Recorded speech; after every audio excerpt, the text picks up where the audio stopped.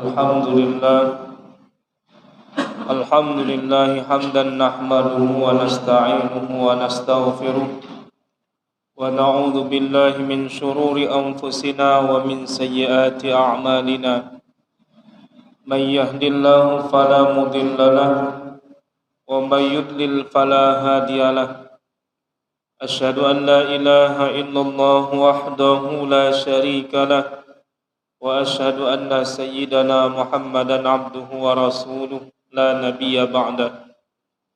Allahumma salli wa sallim ala sayyidina Muhammad wa ala alihi wa ashabihi wa man tabi'a hudahum ila yaumil qiyamah.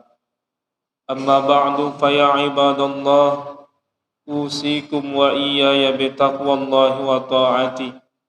Wa qad qala Allah ta'ala fi kitabih أعوذ بالله من الشيطان الرجيم بسم الله الرحمن الرحيم يا أيها الذين آمنوا اتقوا الله حق تقاته ولا تموتن إلا وأنتم مسلمون. Hadirin jamaah salat Jumat rahimakumullah.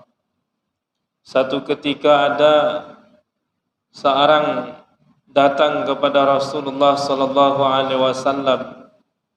Ia berkata, "Ya Rasulullah, idni wa aujiz."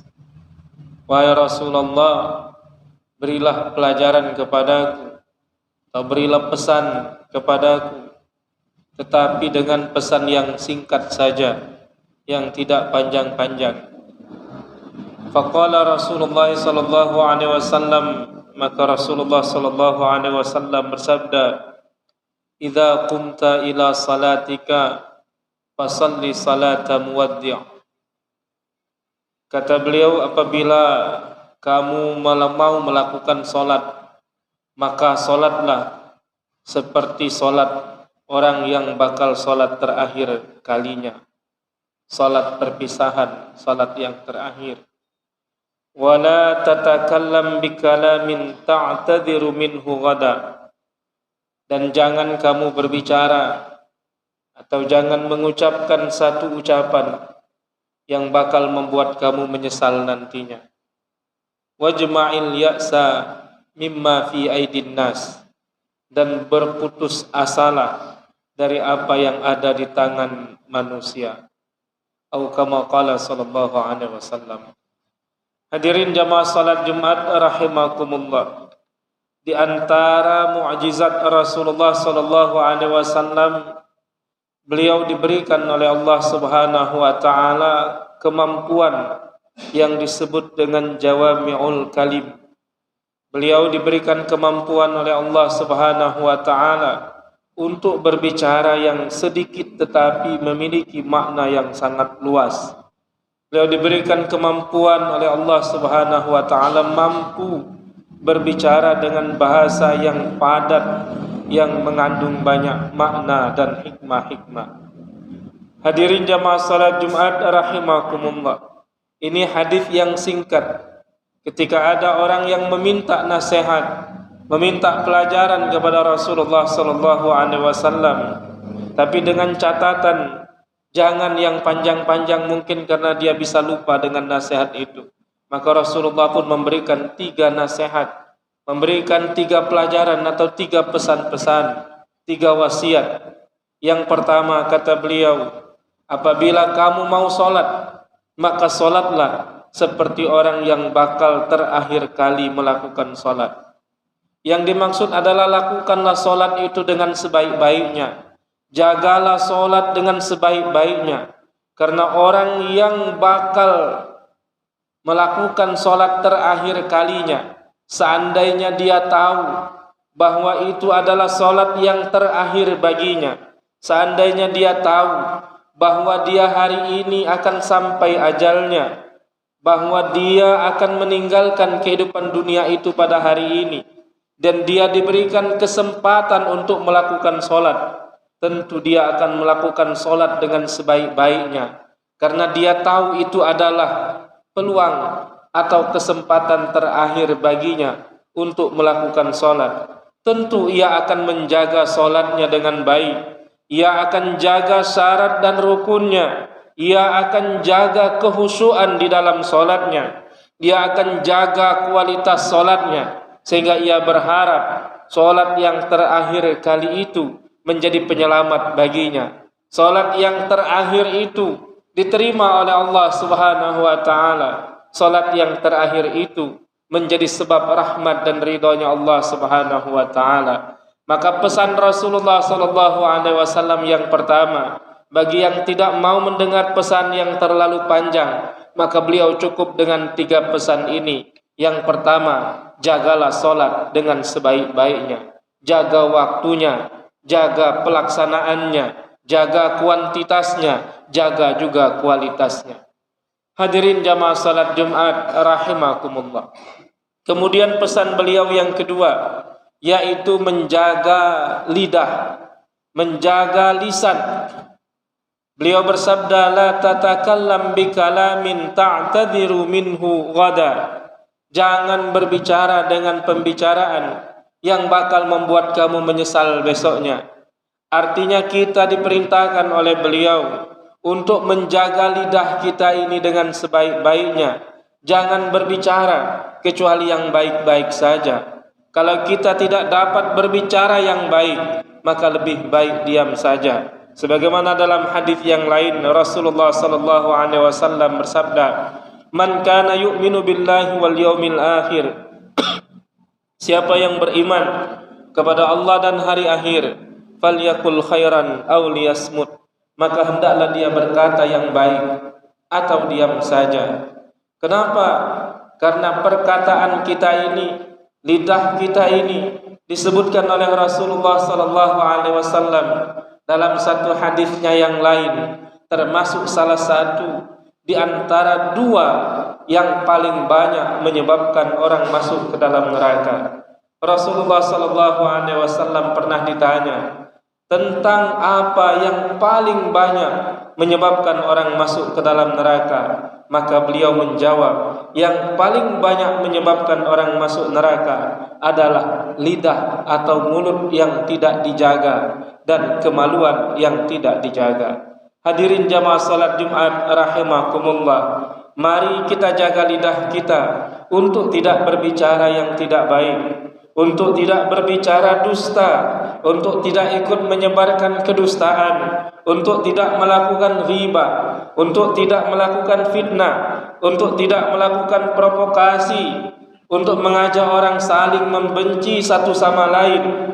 Jaga lidah kita dengan sebaik-baiknya. Jangan sampai ucapan yang kita ucapkan pada hari ini menimbulkan penyesalan pada esok harinya. Atau kalaupun tidak menyesal pada saat di dunia ini, maka yakinlah ucapan-ucapan yang buruk itu akan mendatangkan penyesalan bagi kita ketika kita diadili oleh Allah Subhanahu wa taala di hari akhir nanti. Maka pesan Rasulullah sallallahu alaihi wasallam yang kedua, jangan bicara dengan pembicaraan atau jangan berucap dengan satu ucapan yang bakal membuat kita menyesal nantinya. Artinya berpikirlah terlebih dahulu sebelum kita berbicara. Analisa terlebih dahulu apakah ucapan atau pembicaraan kita ini adalah sesuatu yang baik. Apakah ucapan kita ini adalah sesuatu yang bermanfaat, atau sebaliknya ucapan kita ini malah membuat kacau. Ucapan kita ini membuat orang saling membenci. Ucapan kita membuat orang saling bermusuhan satu sama lain dan sebagainya. Oleh karena itu mari kita laksanakan pesan yang kedua ini. Berpikirlah sebelum kita mengeluarkan kata-kata kita, karena jangan sampai ini akan menjadi penyesalan bagi kita nantinya. Hadirin jamaah salat Jumat rahimakumullah. Kemudian pesan Rasulullah sallallahu alaihi wasallam yang ketiga, wajma'il ya'sa mimma fi aidin nas. Berputus asalah, jangan berharap. Maksud berputus asa, jangan pernah berharap terhadap sesuatu yang ada di tangan orang lain. Karena tempat kita berharap hanyalah kepada Allah Subhanahu wa taala. Jangan mengharap apa yang telah dimiliki oleh orang lain. Jangan juga kita iri hati terhadap apa yang ada pada tangan orang lain. Jikapun kita ingin sesuatu yang sama seperti yang dimiliki oleh orang lain, maka tempat kita bergantung, tempat kita meminta itu adalah Allah Subhanahu wa taala. Wajma'il ya'sa mimma fi aidin nas. Jangan pernah berharap atau kumpulkanlah semua keputusasaan. Jangan ada harapan sama sekali terhadap apa yang ada di tangan orang lain. Hadirin jamaah salat Jumat rahimakumullah. Inilah 3 wasiat, 3 pesan Rasulullah sallallahu alaihi wasallam. Jaga salat kita, jaga lidah kita, dan jaga hati kita dari banyak berharap kepada yang selain Allah Subhanahu wa taala. Semoga Allah Subhanahu wa taala selalu memberikan hidayahnya kepada kita semua. Amin ya rabbal alamin. Barakallahu li wa lakum fil Qur'anil azim wa nafa'ani wa iyyakum bima fihi minal ayati wadh-dhikril hakim wa taqabbala minni wa minkum tilawatah innahu huwas samiul alim. اللهم صل وسلم وزد وعنه وتفضل وبارك بجلالك وكمالك على اشرف عبادك سيدنا ومولانا محمد وعلى اله وصحبه وسلم ورضي الله تعالى عن كل الصحابه اجمعين.